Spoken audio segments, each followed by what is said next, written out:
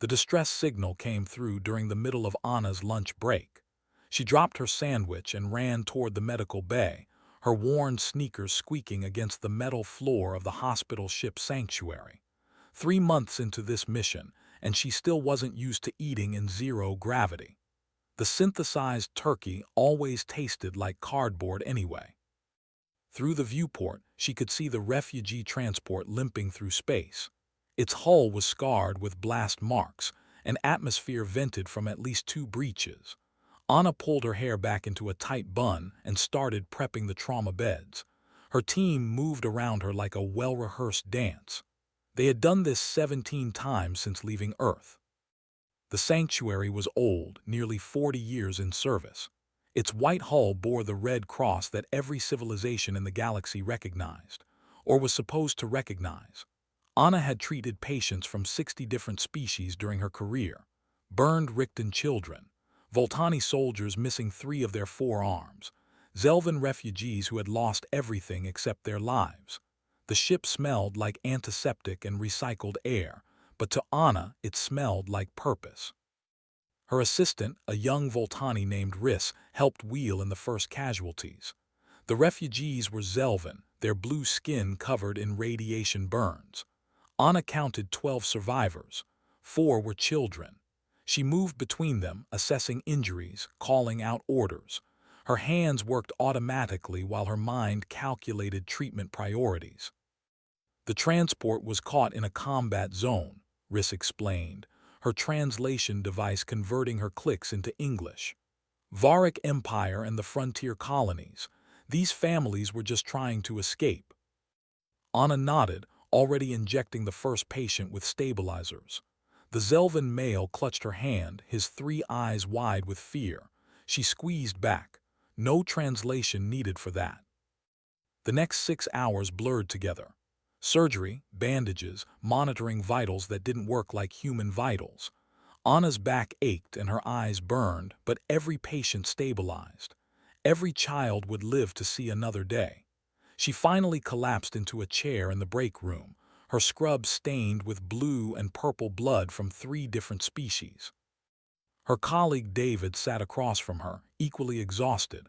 He was older, maybe 50, with gray streaking his temples. "That's 86 lives saved this month," he said, sipping terrible coffee. "Not bad for a bunch of humans playing doctor in space." "We're not playing," Anna replied, but she smiled anyway. The next morning they were supposed to rendezvous with a supply station. Instead, the sensors picked up another distress call. This one from a Varick colony hit by plague. Captain Morris, a calm woman from Lagos, called Anna to the bridge. "It's in contested space," Morris said, pointing to the star map. "Right on the border between Varick territory and the frontier zones. Medical emergency, though. Looks like some kind of hemorrhagic fever." Anna studied the coordinates. The Varick Empire had a reputation. Warriors, conquerors, not exactly friendly to outsiders, but the call was specifically requesting medical aid. "We have to go," she said. "That's what we do." Morris nodded. "I know, already set the course, just wanted you to know where we're heading." The sanctuary changed direction, its old engines humming as they pushed toward Varick space. Anna returned to the medical bay and started preparing for a completely different kind of patient. Varick physiology was tricky. Their blood clotted too fast for human standards, but too slow for their own immune systems. She pulled up the medical databases and started reviewing. Riss found her 3 hours later still reading. "You should rest, Dr. Reeves. We won't arrive for another 15 hours. "I want to be ready," Anna said.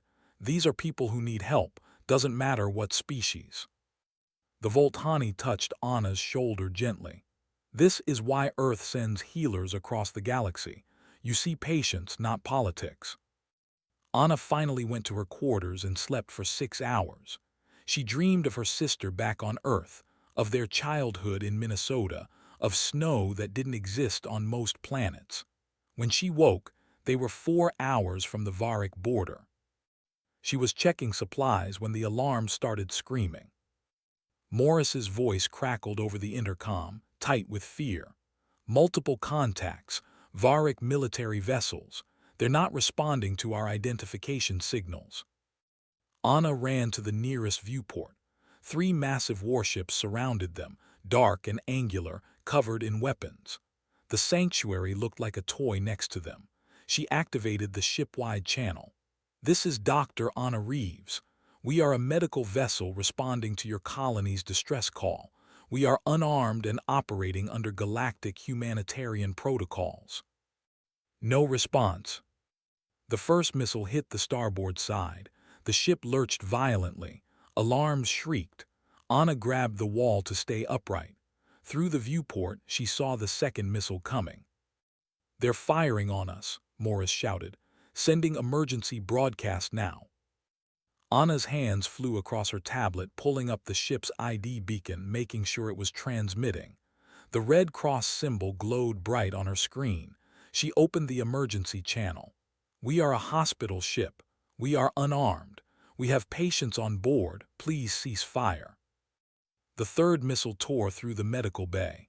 Anna heard screaming, heard the horrible sound of bulkheads tearing. The lights flickered. She ran toward the sound, toward her patients, toward her duty. The fourth missile hit the bridge. Anna's final transmission was 3 words, sent automatically as the ship began to break apart. "We were helping." Then the sanctuary, with its Red Cross and its 237 souls, tore apart in the cold vacuum of space. The debris field glittered like stars. And in that moment, Earth's restraint, carefully maintained for 3 generations, began to crack. Tulvik's daughter drew pictures of the sky. She sat at their kitchen table, her small hands gripping colored markers, sketching the massive moon columns that dominated their night sky. Every Varic child grew up staring at that moon. It held their military's greatest fortress, their orbital defense grid, their pride. "Does it ever get lonely up there?" his daughter asked, not looking up from her drawing. Tulvik finished his evening meal, some kind of roasted grain his wife had prepared. "Lonely. There are 89,000 soldiers on Kalos. That's more people than in 10 of our cities." "But it's still away from home," she said. Children asked strange questions. Tulvik ruffled her head crest affectionately. He was a commander in the Varic Defense Forces stationed on the homeworld Verk Prime. His war days were behind him. Now he trained younger soldiers, reviewed tactical reports, and enjoyed quiet evenings with his family. Boring work, safe work, good work. The news report played on the wall screen. The anchor, a stern male with ceremonial battle scars, was discussing yesterday's incident. "Varic forces successfully defended our border against an armed infiltrator vessel. Intelligence confirms the ship was smuggling weapons to frontier rebels. 0 Varic casualties." Tulvik had read the actual report. The ship had been broadcasting medical identification. It had been transmitting distress responses. The military had fired anyway. Something felt wrong about it, but he was just a training commander. Not his place to question fleet operations. His wife brought him tea. "They're saying the humans are angry about this." "Humans are always angry about something," Tulvik replied. "They whine when we defend ourselves. They cry when we expand. Let them complain to their galactic council." But over the next 3 days, something strange happened. The humans stopped complaining. They stopped doing anything at all. Earth's ambassador to the Varic Empire simply packed up and left. No formal statement, no diplomatic protest, just gone. Human merchant vessels in Varic ports departed ahead of schedule. Human workers at the orbital stations requested immediate transfers. Tulvik watched the reports with growing unease. In his military career, he had learned that silence could be more dangerous than threats. Warriors who shouted their intentions were predictable. Warriors who went quiet were planning something. His commanding officer, General Vorthan, dismissed his concerns. "The humans are cowards. They run back to their little planet and hide. Let them. We have nothing to fear from a species that sends doctors into battle instead of soldiers." But Tulvik kept watching the intelligence reports. Human ships were moving through space, but their transponders were dark. Normal trade routes were empty of human traffic. It was like an entire civilization had simply vanished from the galactic stage. 3 days of absolute silence. On the fourth night, Tulvik sat on his back porch, staring up at Kalos. The moon was full and bright, its city lights visible even from the surface. Thousands of pinpricks of light marking homes, bases, command centers. He could see the main fortress, a bright cluster near the moon's equator. His brother worked there, monitoring defense systems. His daughter came outside in her sleep clothes. "Can't sleep." "Just thinking," Tulvik said. "About what?" "About silence. About what it means when an enemy stops talking." She looked up at the moon with him.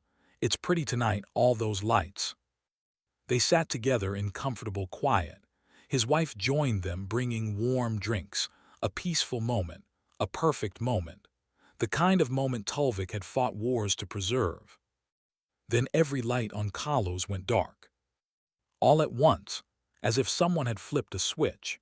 The moon went from a glowing jewel to a dead black sphere in the sky. Tulvik stood so fast his chair fell backward. His military radio was already screaming with emergency signals. "All units report immediately. Kalos has gone dark. Repeat, Kalos has gone dark." His wife grabbed their daughter, pulling her clothes. Around the neighborhood, Tulvik could hear doors slamming, people shouting. Everyone had seen it. The moon, their fortress, their pride, simply went black. Tulvik ran inside, grabbed his uniform, and raced toward the military headquarters. The streets were chaos. Vehicles speeding, soldiers running, civilians standing in the streets staring at the sky. At the headquarters, every screen showed the same thing. Satellite feeds of Kalos showed nothing. No lights, no power signatures, no communications. "What hit us?" General Vorthan was shouting. "Meteor strike, system failure." "No debris detected," a sensor officer reported. "No impact signatures, the power grid just stopped."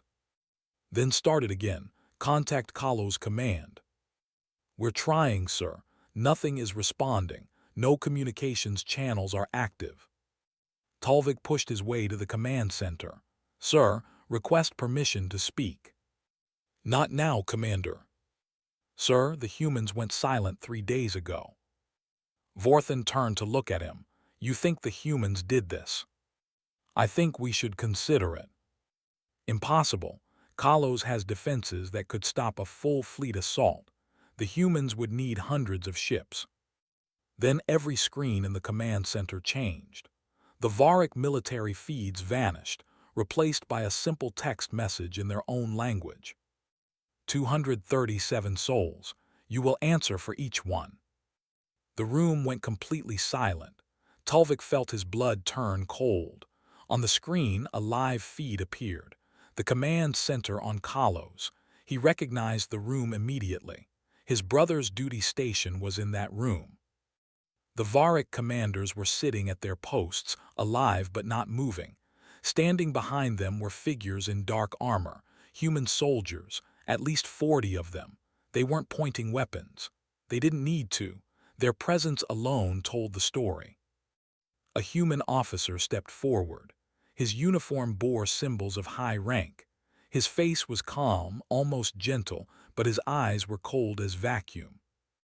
"This is Admiral William Cross of Earth's Expeditionary Forces. At this moment, 89,000 Varic military personnel on Kalos are alive and unharmed. We captured your moon in 47 minutes without firing a single lethal shot. Your weapons are disabled. Your communications are severed. Your fortress is ours." Tulvik's hands shook. 47 minutes. Humanity had taken the most fortified position in Varic space in less than an hour, without killing anyone. The implications were staggering. Admiral Cross continued speaking. "You destroyed a hospital ship. 237 souls died. 89 were human. The rest were refugees seeking medical care. For every life you took, we now hold 1,000 Varic lives. Do the math." Vorthan whispered, "This is impossible. You have 24 hours to surrender those responsible, provide full reparations, and agree to permanent humanitarian protection treaties. If you refuse, Kalos becomes a tomb. Choose wisely." The screen went dark. Tulvik looked at his general, at his fellow officers, at the panicking headquarters around him. In his career, he had fought 6 campaigns. He had won medals. He had trained thousands of soldiers. But he had never understood fear like this.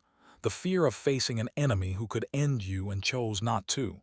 Yet, the Galactic Council chamber buzzed with nervous energy. Ambassador Telmora of the Richten Collective watched representatives from 40 species argue, gesture, and demand answers. None came. Earth's seat sat empty. The humans had withdrawn their representative 2 days before the Kalos incident. Now everyone understood why. Telmora had served on the council for 20 years. She had witnessed border disputes, trade wars, and minor skirmishes, but she had never seen anything like this. Humanity had effectively declared war without saying a word, won a battle without causing casualties, and held an entire moon hostage without firing lethal weapons. The implications terrified her. The Zelvan delegate was shouting, "We must demand Earth return Kalos immediately. This is an act of unprovoked aggression." Unprovoked, the Voltani representative's 4 arms gestured emphatically. "The Varic Empire fired on a hospital ship. They killed my people. They killed their people. They broke every humanitarian law we have." The ship was in contested space. The Varic ambassador protested weakly. He looked like he had not slept since the moon went dark. "Our forces had reason to believe." "Reason to believe what?" Telmora interrupted. "That doctors and refugees posed a military threat. The sanctuary had been broadcasting identification for 30 minutes before your forces attacked." She pulled up the transmission logs on the central display.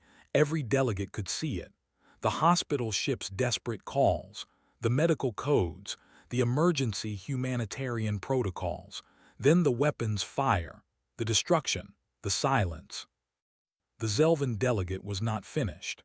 "Regardless of Varic guilt, Earth's response is disproportionate. They have taken 89,000 hostages." "Have they harmed anyone?" Telmora asked. The chamber went quiet. On the screens, updated reports from Kalos showed something unexpected. Human medics were treating injured Varic soldiers. Human engineers were helping maintain life support. Families of the Kalos personnel were receiving regular updates about their loved ones. Meals were being provided. No torture, no executions, no brutality. Just occupation. The Voltani representative spoke softly. 20 cycles ago, humans came to our world when plague struck. They asked for nothing in return. They saved 3 million Voltani lives. I thought I understood what humanity was. I was wrong. I understood their kindness. I did not understand their capacity for precision warfare." Telmora nodded. She had been studying human history since the Kalos incident. What she found disturbed her. Humans had fought devastating wars among themselves. World War II, the nuclear age, conflicts that killed tens of millions. They had bombed their own cities, unleashed weapons that poisoned entire regions, and nearly destroyed their own civilization multiple times. Then they stopped, not because they lost the capacity for violence. They still maintained massive militaries, but they chose restraint. They built hospitals instead of battleships. They sent doctors instead of soldiers. The galaxy had mistaken that restraint for weakness. "We need to understand something," Telmora said, addressing the entire council. "Humans are not peaceful because they cannot fight. They are peaceful because they choose not to. And we just learned what happens when they stop choosing peace." Her console chimed, a priority message from her intelligence service. She opened it, read quickly, felt her blood chill. "I am receiving reports. Human forces used 40 ships to take Kalos, 40 ships. The Varic Empire has 12,000 warships." The math was staggering.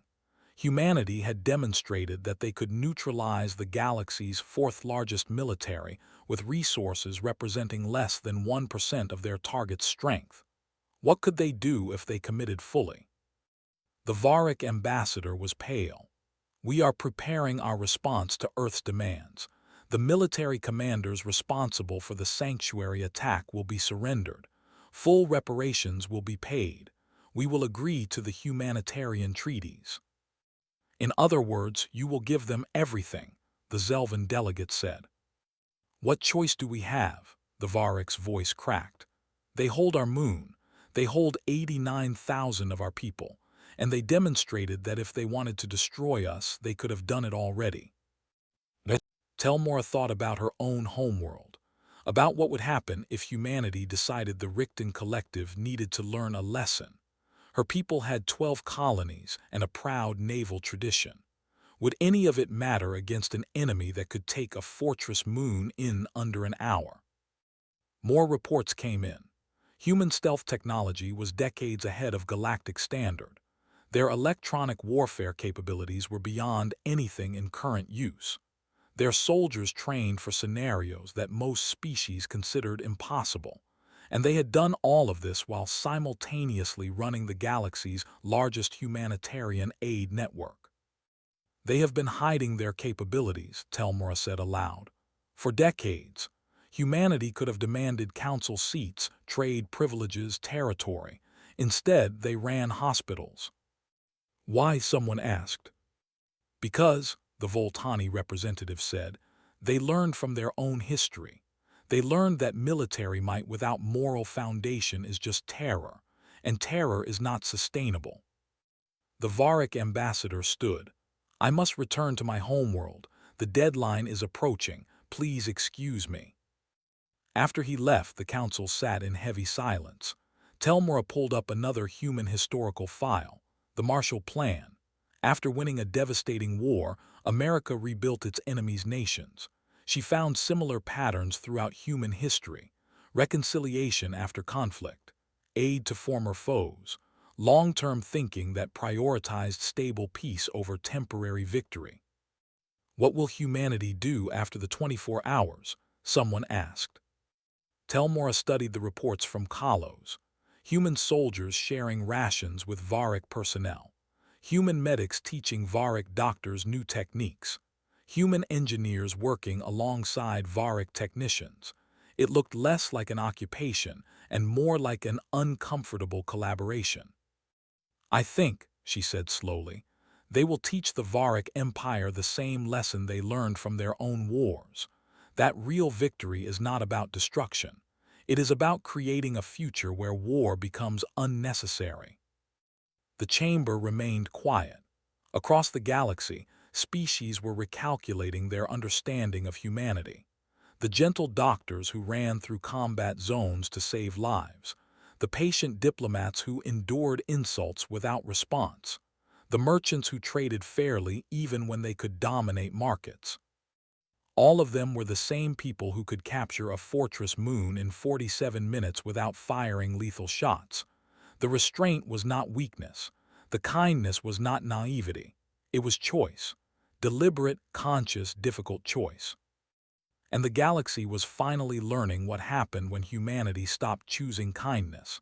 They chose precision instead, measured force, overwhelming capability deployed with surgical accuracy, not to destroy, but to teach. Telmora sent a message to her government.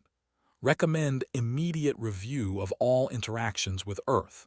We have been negotiating with a sleeping giant. It just woke up. We should be very, very careful about what we do next." On her screen, Kalos remained dark except for life support systems. Humanity's statement was clear. They could take anything. They could destroy anything. But they would do neither. They would hold. They would wait. They would demonstrate that mercy was not the absence of power. It was the highest expression of it. Lieutenant Diana Brooks watched her sister's last message for the 100th time. Anna stood in the sanctuary's medical bay, her scrubs wrinkled, her hair falling out of its bun, exhausted but smiling. She was talking about a Zelvan child she had saved, how the kid had grabbed her hand and wouldn't let go for an hour. The message was 3 weeks old. Anna had recorded it during a quiet moment, sent it through the slow mail network that connected Earth to the distant reaches of space. It had arrived 2 days after the sanctuary was destroyed. Diana had been in the middle of weapons training when the notification came through. Now she stood in full combat gear aboard the stealth carrier Nightfall, staring at that recording while Kalos hung in the viewport behind her. The Varick Fortress moon looked dead from here. No lights except the life support systems humanity had deliberately left active, a monument to precision. Her commanding officer, Commander Patricia Hayes, found her in the observation deck. Briefing in 10 minutes. You ready?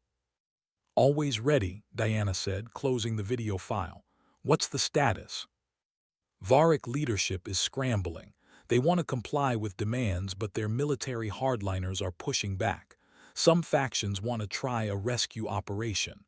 Patricia smiled without humor. Let them try. We have 14 countermeasures ready. Diana turned to face her commander. Patricia was 40, a veteran of the Titan Rebellion and the Mars defensive campaigns, back when humanity fought itself, before they learned that war against other humans was pointless when there was an entire galaxy out there. Do you think we'll have to destroy Kalos? Diana asked. No, we made our point. Varick leadership isn't stupid. They'll comply. Patricia paused.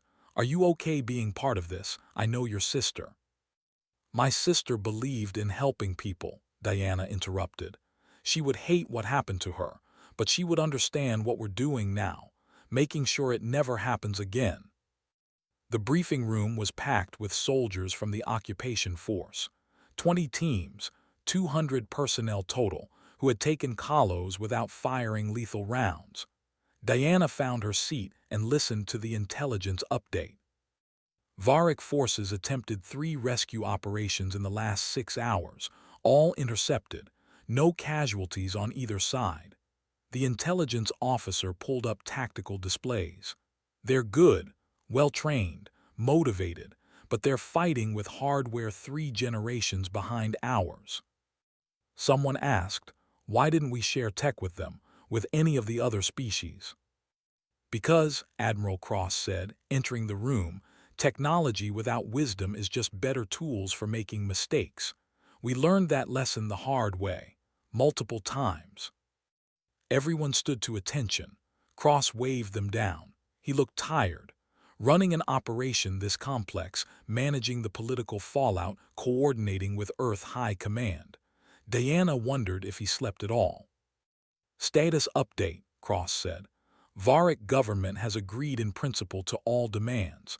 They're finalizing the list of individuals responsible for the sanctuary attack. Reparations are being calculated. Treaty language is being drafted. We're 12 hours from deadline and it looks like they'll meet it. Relief rippled through the room. Nobody wanted to execute 89,000 people. That was the point. Humanity could. Humanity chose not to. The choice itself was the weapon. But Cross continued, we need to address something. Reports from Kalos show some of you are fraternizing with the Varick personnel, playing cards, sharing stories, teaching them Earth music. He paused. Good, keep doing it. Confused looks, Diana raised her hand. Sir, that's not standard occupation protocol. Standard protocol is for enemies we want to crush. The Varick aren't our enemies. They're students who just learned a very hard lesson. The fraternizing helps them understand we're not monsters. We're just people who take protecting healers very seriously. Cross pulled up images from Kalos. Human soldiers and Varick personnel working side by side on repairs. A human medic showing Varick doctors a new technique for treating burns. 2 soldiers, 1 human and 1 Varick, laughing over a shared meal. This is what victory looks like, Cross said. Not occupation, transformation. We're showing them that strength and kindness are not opposites. Our ancestors figured this out the hard way. Countless wars, countless peace treaties. We learned that you can't bomb people into friendship. You can bomb them into submission, but submission breeds resentment, and resentment breeds the next war. Diana thought about her sister again. Anna had treated Varric patients before. She had argued for expanding Earth's medical missions to include former enemy territories. She believed people were people, regardless of species. "What happens after we leave?" someone asked. "That is up to them," Cross replied. "We'll maintain monitoring. We'll enforce the humanitarian treaties, but reconstruction is their responsibility. We can show them a better path. We cannot walk it for them." The briefing continued with logistics, withdrawal procedures, equipment recovery, diplomatic protocols.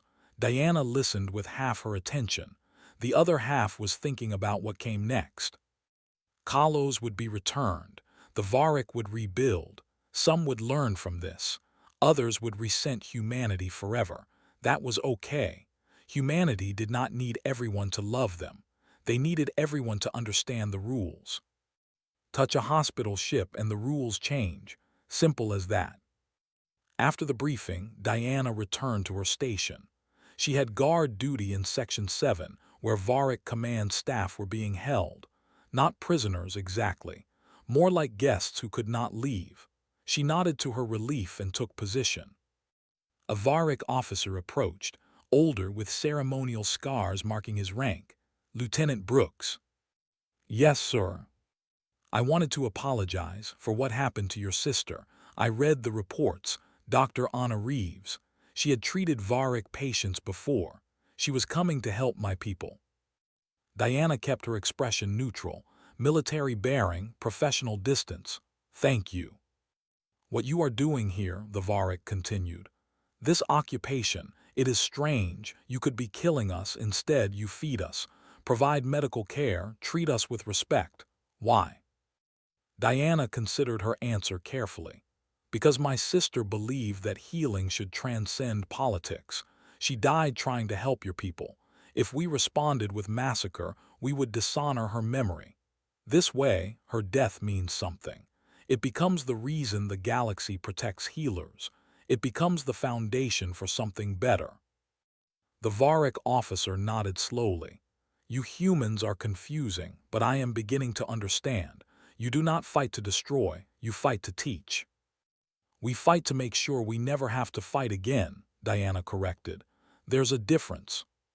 Through the viewport she could see Verk Prime hanging in space. A beautiful world, green and blue with swirling clouds. People lived down there, families. Children drawing pictures of the moon that had gone dark. They were scared.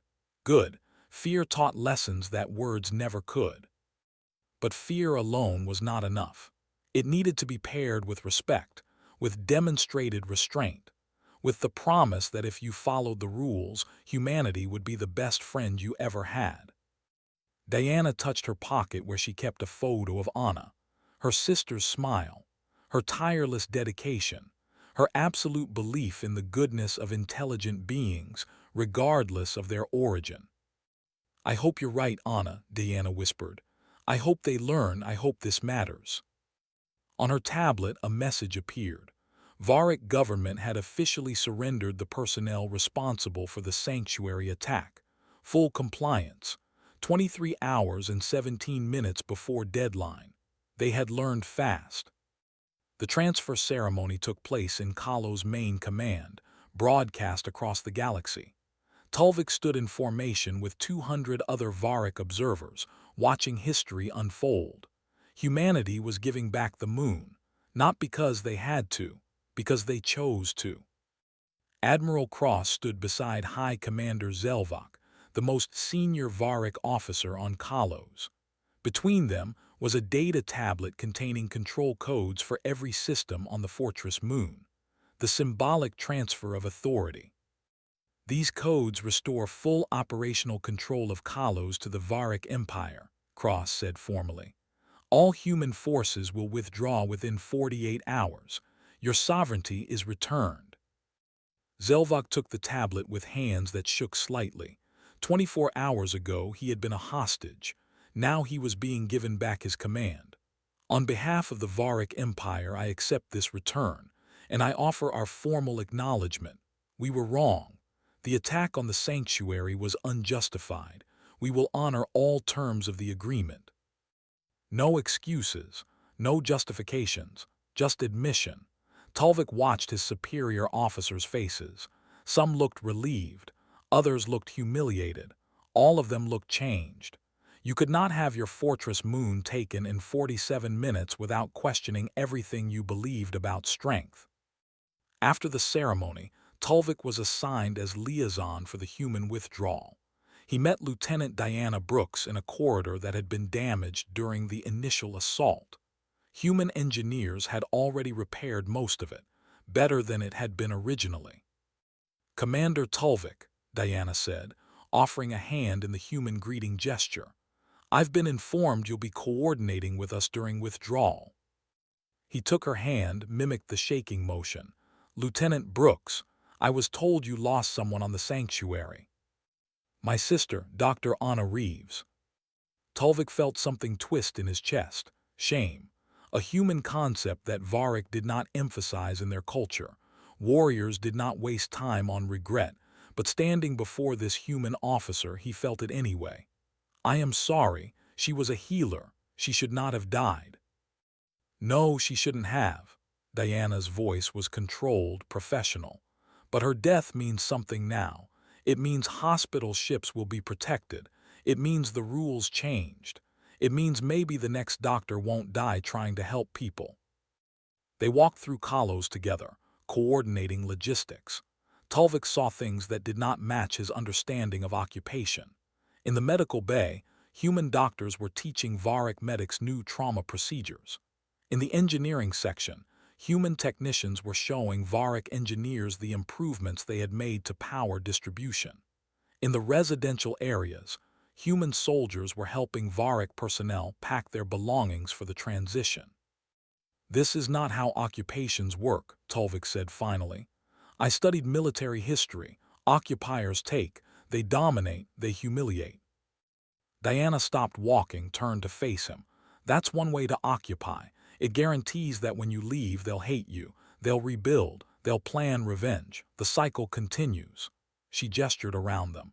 "This is different. We're showing you that we could have destroyed everything, but we chose to fix things instead, to teach, to demonstrate that cooperation produces better results than domination.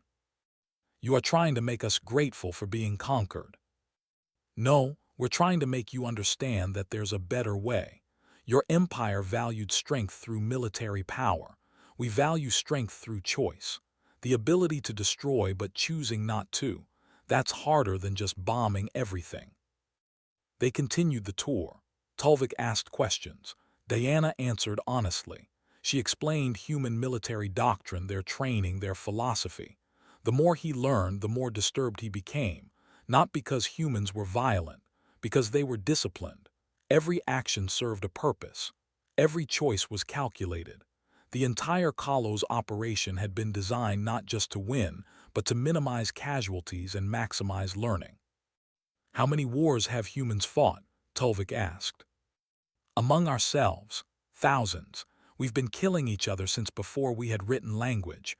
World wars, nuclear wars, wars over resources, religion, territory, ideology. We got very, very good at destruction." "Then why did you stop?" Diana smiled sadly. "We didn't stop. We just learned to direct it differently. After we nearly destroyed ourselves multiple times, we figured out that war against other humans was counterproductive. We still maintained militaries, still trained soldiers, but we focused on defense, on protection, on humanitarian operations. The violence didn't go away. We just aimed it more carefully." They reached the main hangar where human ships were preparing for departure. Hundreds of personnel loading equipment, running final checks, saying goodbye to Varric soldiers they had spent 3 days occupying alongside. Tulvik saw a human soldier hugging a Varric technician. Genuine emotion. Actual friendship formed in 72 hours of shared crisis. "What happens now?" Tulvik asked. "To those responsible for the attack?" "They'll face justice. Galactic Tribunal. We insisted on transparency. No secret executions. No disappearances. Public trial, public evidence, public verdict. The galaxy needs to see that rules have consequences. And the Varick Empire, what happens to us? Diana looked at him directly. That depends on you. You can resent what happened, rebuild your military, plot revenge, or you can learn from it. Become the kind of empire that protects hospital ships instead of attacking them. Join humanity in making the galaxy safer for healers. Your choice. Tulvik thought about his daughter's question, about loneliness, about what it meant to be away from home. The human soldiers returning to their ships were not lonely. They had each other. They had a mission that gave meaning to their strength. They had learned to be powerful without being cruel. I want to learn, Tulvik said quietly. How do we become like you? You start by admitting you were wrong, which your leaders already did. Then you make changes, real changes to military doctrine, to cultural values, to how you treat other species. Diana paused. And you send your people to train with us. We're establishing an exchange program. Varick military personnel can volunteer to study Earth's approach to warfare, not our technology, our philosophy. Why would you teach us? We attacked you. Because, Diana said, my sister believed that everyone deserves a chance to be better. She died trying to help Varick citizens. If her death leads to understanding between our species, then she didn't die for nothing. That matters to me. They stood in silence, watching ships prepare for departure. Above them, through the hangar opening, Verk Prime hung in space. Beautiful, whole, unchanged except for the knowledge now spreading across its surface. Knowledge that strength alone was not enough. That mercy from a position of power was more frightening than violence. That humanity had been holding back for decades, and the galaxy had mistaken restraint for weakness. I will volunteer, Tulvik said. For the exchange program, I want to understand how you think, how you fight without becoming monsters. Diana extended her hand again. Welcome to the first step, understanding that there's a difference between winning and destroying. You can have victory without making eternal enemies. It's harder. It takes discipline, but it's the only kind of victory that lasts. Tulvik shook her hand, firmer this time, with comprehension dawning. The occupation had not been about punishment.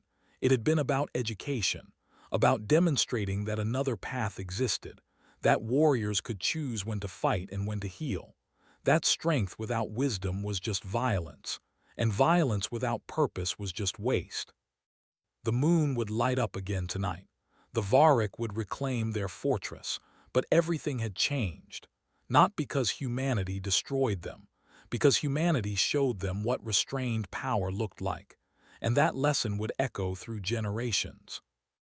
3 months after Kalos went dark, Tulvik stood in an Earth medical school watching his daughter take notes. She sat among 200 students, half human, half various alien species including 30 Varick volunteers. The instructor, a human doctor named Bernard, was explaining triage protocols during mass casualty events. You cannot save everyone, Bernard said gently. That is the hardest lesson. You prioritize based on who will benefit most from immediate care. You make impossible choices, and you live with them afterward. Tulvik's daughter raised her hand. How do you live with knowing you chose who lived and who died? By remembering that doing nothing saves no one, Bernard replied. By understanding that making hard choices is better than making no choices, and by honoring those you couldn't save by fighting harder for those you can. The lecture continued. Tulvik slipped out, walked through the campus. Earth University of Medicine had opened its doors to Varick students after the peace agreement, not as punishment, as opportunity. His daughter had been first to apply. She wanted to understand the people who had captured their moon without killing anyone. He found Diana in the memorial garden. She came here often. The garden honored the 237 souls lost on the sanctuary. Each victim had a stone marker with their name and species. Anna Reeves's stone was surrounded by flowers. People from across the galaxy left them there. Commander Tulvik, Diana said, not turning around. Your daughter is doing well, top marks in her class. She wants to join the new medical corps, the Joint Human-Varic Humanitarian Mission. Tulvik sat on a nearby bench. 6 months ago, I would have forbidden it, told her to train as a warrior. And now I understand that healers are warriors, just a different kind. He gestured at the memorial stones. These people ran toward danger to save lives. That takes a courage I never fully appreciated. The garden was quiet. Birds sang in trees imported from 6 different worlds. A human designer had created this space to represent what the sanctuary stood for: unity, cooperation, healing across boundaries. Diana finally turned to face him. The tribunal concluded yesterday. Did you see the verdicts? Yes, 23 Varic officers found guilty. They will serve sentences on a neutral world, working in medical facilities, learning what they destroyed. Tulvik met her eyes. Is that justice? They killed 237 people. They serve by helping the sick. It's teaching, Diana corrected. Execution would be simpler, but what does it teach? That we respond to death with death. We chose differently. They'll spend 15 years working in hospitals, seeing what healers do, understanding what they destroyed. Maybe they'll change, maybe they won't, but we gave them the chance. Tulvik thought about his own transformation. 3 months training with Earth's military, learning their tactics, their philosophy, their restraint. The hardest part was not the physical training. It was unlearning what he thought strength meant. The Galactic Council passed the sanctuary protocols last week, he said. Any attack on clearly marked medical vessels now triggers immediate military response from all member species. Because everyone learned the lesson, touch healers face consequences, but consequences that teach rather than just destroy. Diana smiled slightly.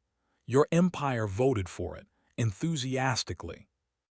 We learned slowly, painfully, but we learned. Tulvik paused. There are still Varic who resent humanity, who see the Kalos operation as humiliation. There will always be people who resist change. That's okay. We're not trying to make everyone love us. We're establishing rules, clear rules with clear consequences, and demonstrating that we prefer cooperation to domination. They sat together in comfortable silence.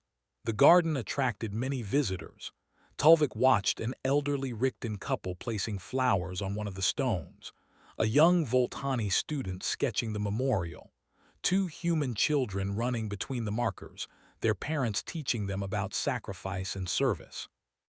My brother works on Kalos, Tulvik said suddenly. He was there during the occupation. He told me something that I didn't believe at first. He said the human soldiers were respectful, professional, that they treated Varic personnel with dignity. What did you expect? Torture, brutality? Yes, Tulvik admitted. That is what warriors do to conquered enemies. That's what bad warriors do, Diana corrected. Good warriors remember that today's enemy might be tomorrow's ally. We needed you to fear our capability, but we also needed you to respect our character. Fear alone creates resentment. Fear plus respect creates transformation. A message appeared on Tulvik's comm device. The first joint human-Varic medical ship was launching today. The Dawn of Understanding, they called it. Half human crew, half Varic. Their mission was providing medical aid to frontier colonies affected by recent conflicts. Your daughter is on that crew, Diana said, reading her own device. I know I am proud and terrified. That means you understand what it means to send healers into danger. That's good. Fear keeps us careful, but it shouldn't stop us from doing necessary work. They walked together back toward the university. Students from a dozen species moved between buildings, learning, growing, building the foundation for a different kind of galaxy, one where strength meant protecting the weak, where victory meant creating conditions for lasting peace. In the auditorium, a special ceremony was beginning. The first graduating class of the Joint Human-Varic Medical Program. Tulvik's daughter stood among them, wearing the uniform that bore both Earth's Red Cross and the Varik symbol for healing. 50 humans, 50 Varik, unified in purpose. Admiral Cross gave the graduation speech. He stood at the podium, aged by responsibility but still strong. You are the first generation to learn together, to train together, to commit to healing together. You represent what humanity learned from our own dark history, that the strongest weapon is not the biggest bomb. It's the choice to heal instead of harm, to build instead of destroy, to see former enemies as future friends. The graduates received their certifications. Each one pledged to uphold the sanctuary protocols, to protect healers across the galaxy, to transcend politics in pursuit of saving lives. Tulvik watched his daughter accept her certification.